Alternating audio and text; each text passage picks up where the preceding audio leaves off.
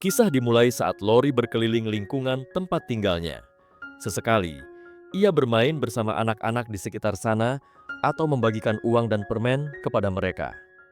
Usai berkeliling, Lori langsung pulang ke rumah untuk kembali merawat ibunya. Ia membantu sang ibu berpindah ke kasur, lalu membawakan secangkir teh dan camilan. Begitu diberikan, ibunya langsung meminum teh itu. Namun ternyata Lori lupa menambahkan gula. Ia pun segera kembali ke dapur untuk mengambilkan gula. Setelah itu, sang ibu bertanya, "Apakah hari ini kamu mengalami kesulitan, Lori?" Lori menjawab sambil tersenyum bahwa harinya baik-baik saja. Mendengar jawaban itu, Mrs. Lori mulai bercerita. Ia mengatakan bahwa tubuhnya terasa sakit, seperti ingin meninggal. Lori buru-buru menenangkan ibunya. Ibu pasti akan panjang umur. Besok kan ada kunjungan dari dokter. Namun, sang ibu justru melanjutkan ceritanya. Ia mengatakan bahwa sejak bercerai, ia tak pernah merasa benar-benar baik. Sepanjang hidupnya, Mrs. Lori selalu menyalahkan sang ayah. I blame your father for everything. For all. Setelah mengobrol, Lori duduk di lantai bawah, termenung sambil mengingat ucapan ibunya. Tiba-tiba, ibunya memanggil. Ternyata, Mrs. Lori ingin makan malam. Ia lalu bertanya pada Lori, "Apa menu makan malam kita hari ini?" Lori menjawab bahwa malam ini mereka akan makan sosis. Mendengar itu, sang ibu langsung menyebutkan permintaannya. Sosisnya harus dipanggang dengan baik, jangan lupa roti dan mentega. Itu penting buat pencernaan ibu. Sesaat kemudian, Lori menemukan sebuah amplop. Tanpa menunggu lama, ia segera membukanya dan tersenyum saat membaca isi surat di dalamnya. Ia sempat berpikir, di mana sebaiknya surat itu disimpan. Akhirnya, Lori menyelipkannya di belakang toples bumbu dapur. Setelah itu, Lori segera menyiapkan makan malam sesuai permintaan ibunya. Begitu selesai, ia langsung mengantarkannya ke kamar sang ibu. Saat mencicipi sosis yang Lori masak, Mrs. Lori bertanya, "Dari mana kamu mendapatkan sosis ini?" Dengan jujur, Lori menjawab bahwa sosis itu bukan dari toko daging segar. Ibunya langsung tahu dan menyindir bahwa sosis itu bukan sosis yang fresh. Makan malam pun berakhir. Kini, Lori duduk menunggu ibunya terlelap. Sesekali, ia mengajaknya mengobrol sambil berdiri di dekat jendela, memperhatikan hujan yang turun di luar rumah. Di tengah hujan, Lori melihat sosok seorang perempuan yang pernah dibicarakan ibunya. Perempuan itu berpakaian rapi, seperti wanita dari kelas sosial yang lebih tinggi. Yang jadi pertanyaan Mrs. Lori, kenapa perempuan seperti itu tinggal di lingkungan mereka? Tiba-tiba, Mrs. Lori mulai mengomel lagi. Ia menyuruh Lori untuk mulai bergaul dengan orang-orang berpengaruh demi masa depannya sendiri, bukan malah duduk di loteng seharian hanya sibuk dengan hobinya. Menurut Mrs. Lori, sudah saatnya Lori memikirkan bagaimana cara melunasi hutang-hutang ayahnya. Mendengar itu, Lori menatap ibunya dan berkata penuh keyakinan, "Ibu tenang saja, aku pasti akan melunasi semua hutang ayah. Aku sudah bertekad." Namun, kekhawatiran Mrs. Lori seolah tak ada habisnya. Ia terus mendikte dan mengkhawatirkan anaknya, karena menurutnya, di usia seperti sekarang, Lori belum menjadi seseorang yang layak. Meski begitu, Lori tetap memijat kaki ibunya dengan sabar sambil mendengarkan keluhan demi keluhan. Setelah selesai, ia membantu ibunya mengenakan selimut. Lori kemudian bertanya dengan hati-hati, "Bu, apa ibu pernah menyukai lukisan-lukisanku?" Tanpa ragu, Mrs. Lori menjawab, "Tidak." Seketika, Lori hanya terdiam. Ibunya lalu duduk kembali dan bertanya, "Kamu sudah membaca koran hari ini?" Lori menjawab bahwa ia belum sempat membacanya. Mrs. Lori pun mengambil surat kabar lain dan menawarkan untuk membacakannya. Menurutnya, Lori butuh dihibur. Ternyata, yang ia bacakan justru artikel yang mengomentari salah satu lukisan Lori yang berjudul "Coming to the Mill". Dalam tulisan itu, si pengamat seni mengatakan bahwa lukisan Lori tampak seperti lukisan anak-anak. Bahkan, disebut-sebut sebagai penghinaan bagi warga Lancashire jika wilayah itu memang terlihat seperti di dalam lukisan tersebut. Mendengar itu, Lori langsung membela diri. Ia berkata bahwa kritikus seni itu tidak tahu apa-apa, tidak memahami wilayah itu, dan, yang paling penting, tidak memahami dirinya. Mrs. Lori menegaskan bahwa Tuan Debbie adalah seorang kritikus seni, dan ia mengerti tentang lukisan. Ia bahkan merasa heran mengapa Lori memilih melukis wilayah industri yang kumuh dan suram seperti itu. Menurutnya, jelas tidak akan ada satu orang pun yang mau membeli lukisan semacam itu. Namun, Lori menjawab tenang, "Aku hanya melukis apa yang kulihat. Aku melukis dari apa yang kurasakan." Mendengar jawaban itu, Mrs. Lori langsung menyuruh Lori berhenti melukis demi kebaikannya sendiri. Ia bahkan menyarankan agar Lori segera mencari hobi lain yang lebih masuk akal. Tapi bagi Lori, melukis bukan sekadar hobi. Itu adalah bagian dari hidupnya. Ia bahkan telah mengikuti sekolah seni selama 12 tahun. Mendengar pengakuan itu, Mrs. Lori hanya membalas dengan nada dingin, "Lalu, hasilnya apa?" "Sejauh ini, ibu belum melihat perkembangan apapun dari hidupmu." Setelah perdebatan panjang dengan ibunya, Lori kembali naik ke loteng. Ia melanjutkan lukisan yang sebelumnya telah dikomentari pedas oleh kritikus seni. A smudge here with my finger.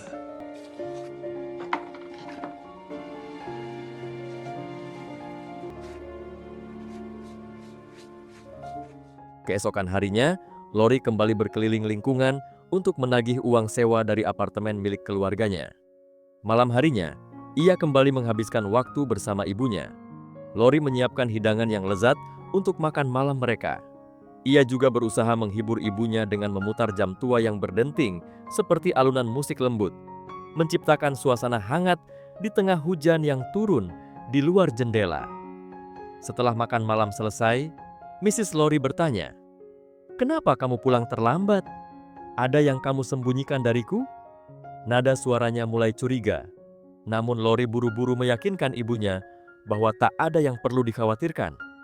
Padahal, sebelumnya Lori sempat menelepon seseorang dari telepon umum di pinggir jalan. Setelah mencuci piring-piring kotor, Lori mengambil surat yang sempat ia sembunyikan di belakang toples bumbu. Ia memasukkan surat itu ke dalam saku bajunya, lalu kembali masuk ke kamar ibunya. Melihat gelagat Lori yang aneh, Mrs. Lori bertanya lagi, "Ada apa, Lori?" Dengan nada ragu-ragu namun penuh harapan, Lori menjawab, "Aku mendapat surat, Bu. Dari London, dari Tuan Bernstein." Mrs. Lori memandang heran. Lori melanjutkan, "Dia seorang pemilik galeri. Dalam suratnya, dia bilang, dia tertarik pada lukisanku. Dia ingin melihat langsung karya-karyaku." Kemudian, Lori menjelaskan bahwa jika cocok, Tuan Bernstein berencana mengadakan pameran untuk karya-karyanya. Namun, Mrs. Lori hanya merespons dingin. Ia menyuruh Lori untuk tidak terlalu percaya. Menurutnya, orang-orang dari sana hanya pandai mengumbar janji belaka. Mendengar itu, Lori mencoba membela diri. Ia sangat yakin dengan isi surat itu karena sebelumnya ia juga sudah sempat berbicara langsung dengan si pengirim melalui telepon. Lantas, Mrs. Lori menyuruh Lori untuk menyimpan saja surat itu di atas perapian dan membalasnya lain waktu. Tanpa banyak kata, Lori berjalan ke dekat perapian. Ia duduk pelan dan kembali membaca surat itu, kali ini dengan suara lembut. Namun ibunya justru mengabaikannya dan mulai membahas hal lain. Di malam yang berbeda, Lori kembali menemani ibunya. Ia tidak melakukan apapun, hanya duduk tenang memandangi perapian. Sesaat kemudian, ibunya bertanya apa yang sedang Lori pikirkan. Lalu, dengan nada serius, Mrs. Lori memastikan, "Lori, kamu nggak akan ninggalin ibu kan?" Lori langsung berbaring di samping ibunya dan menjawab lembut, "Aku nggak akan ninggalin ibu." Mendengar itu, Mrs. Lori terlihat sangat senang. Ia pun meyakinkan anaknya, "Kamu nggak punya siapa-siapa selain ibu. Lagi pula, nggak akan ada perempuan yang mau sama kamu." Lori hanya terdiam. Setelah itu, Mrs. Lori kembali bertanya, "Hari kamu hari ini seperti apa?" Lori pun mulai bercerita. Hari ini katanya, ia mengalami beberapa kejadian aneh. Ia bertemu dengan seorang pria yang sedang mandi di luar rumah karena tidak diizinkan masuk oleh istrinya. Lalu, ia juga melihat seorang perempuan yang memiliki brewok. Bagi Lori, perempuan itu justru terlihat cantik dengan cara yang unik. Mendengar itu, Mrs. Lori hanya bisa geleng-geleng kepala. Ia menyayangkan kenapa Lori harus melihat kejadian seperti itu. Namun bagi Lori, semua kejadian itu justru menyenangkan. Ia berkata, "Peristiwa-peristiwa seperti itulah hidup yang sesungguhnya, Bu. Semua itu bisa jadi inspirasi untuk kulukis." Ia bahkan mengaku ingin melukis perempuan berjanggut itu suatu hari nanti. Mrs. Lori spontan mengomentari, Menjijikan. Ibu nggak heran kamu nggak pernah punya pacar. Ia juga menambahkan, kenapa kamu nggak coba lukis sesuatu yang indah saja? Namun, Lori tetap bertahan dengan pendapatnya. Ia membela diri. Aku nggak cuma melukis jalanan atau situasi pabrik. Aku menggambar setiap detail, setiap warna yang berbeda. Aku mengabadikan semua momen itu, Bu. Lori kemudian mulai bercerita tentang ketertarikannya pada dunia seni lukis. Ia merasa sangat terinspirasi tinggal di lingkungan tempat mereka menetap sekarang. Menurutnya, inilah kehidupan yang sebenarnya. Hidup yang nyata, penuh warna, dan cerita. Namun mendengar itu, Mrs. Lori jelas tak setuju. Baginya, kehidupan mereka yang sebenarnya adalah di Victoria Park, tempat yang lebih baik dan terhormat. Kini, mereka harus tinggal di lingkungan seperti ini, semua karena kesalahan ayah Lori di masa lalu. Mrs. Lori masih terus terjebak dalam bayang-bayang masa lalunya.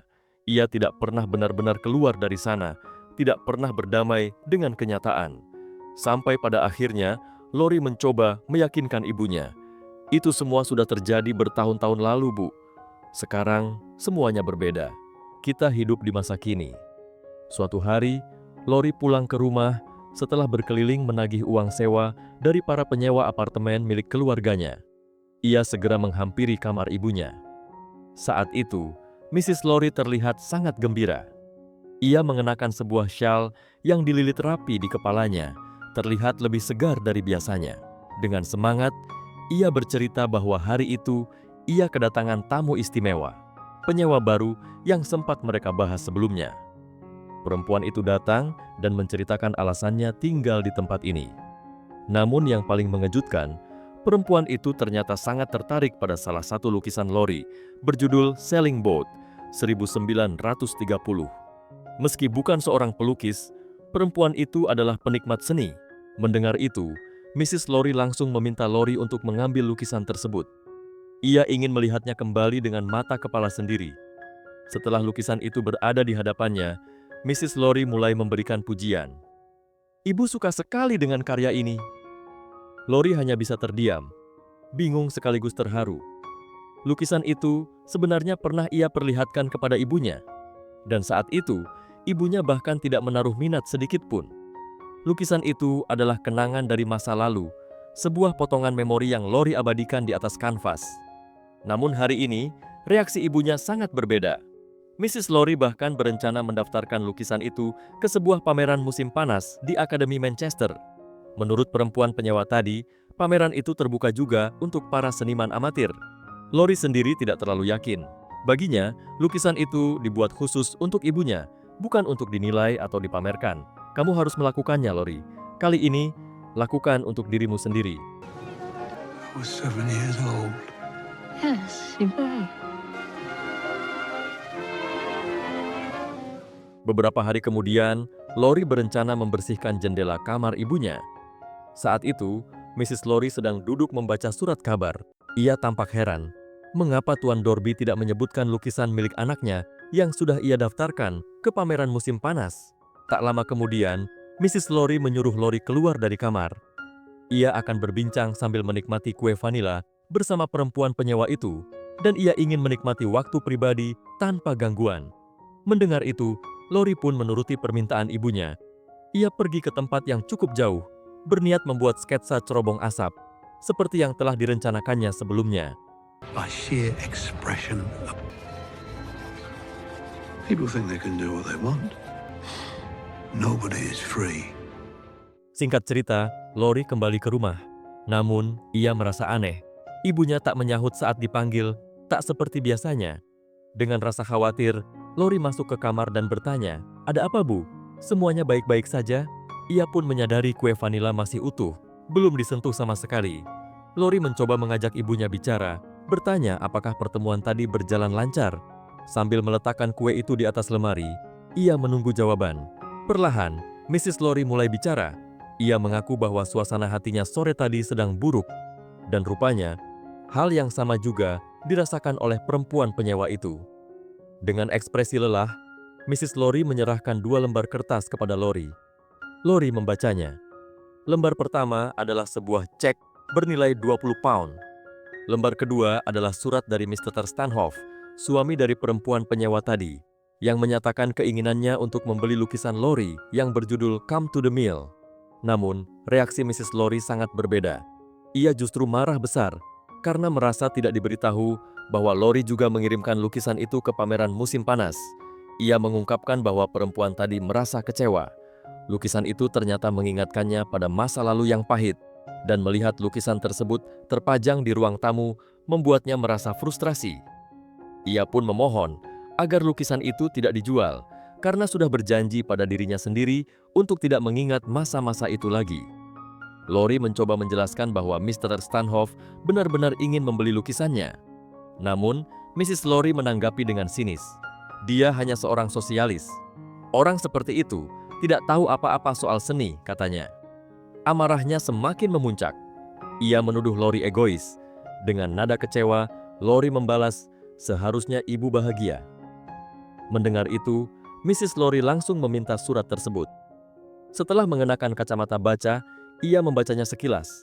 Lalu tanpa ragu, ia merobek surat itu di depan mata Lori.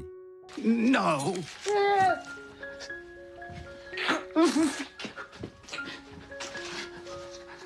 Melihat itu, Lori sangat terkejut.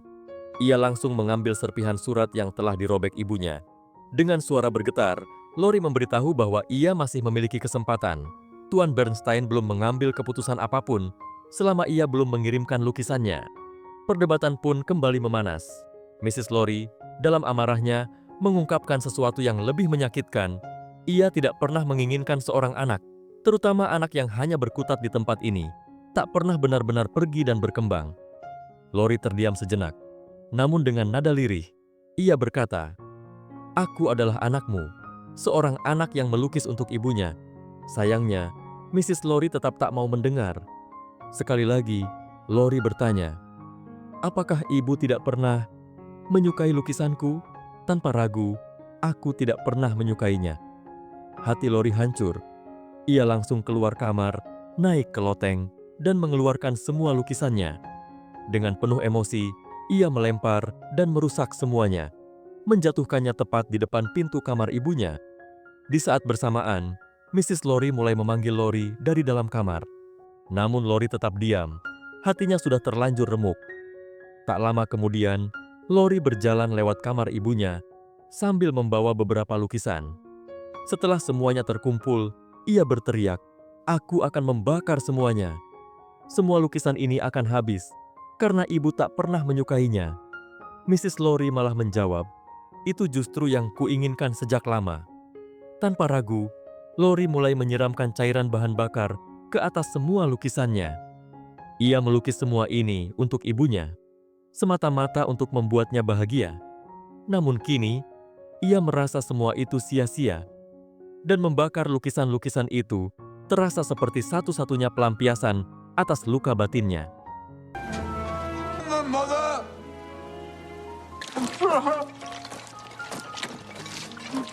Keesokan paginya, Lori mengambil cek yang ia terima. Namun kali ini, ia memutuskan untuk tidak membakar lukisan-lukisan itu. Ia tidak ingin mengganggu para tetangga dengan asap. Sebagai gantinya, ia membawa kembali lukisan-lukisan itu ke loteng, satu persatu. Saat Mrs. Lori mengetahui hal itu, wajahnya tampak sedikit lega. Ia lalu bertanya tentang lukisan sailing boat miliknya. Lori menjawab pelan, "Aku akan menggantung lukisan itu kembali."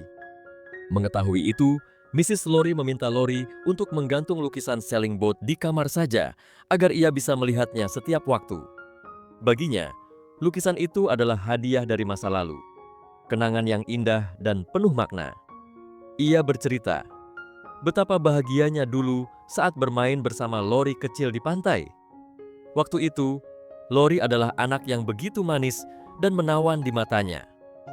Mrs. Lori merasa sangat diberkati telah memiliki kenangan itu dan memiliki seorang anak seperti Lori.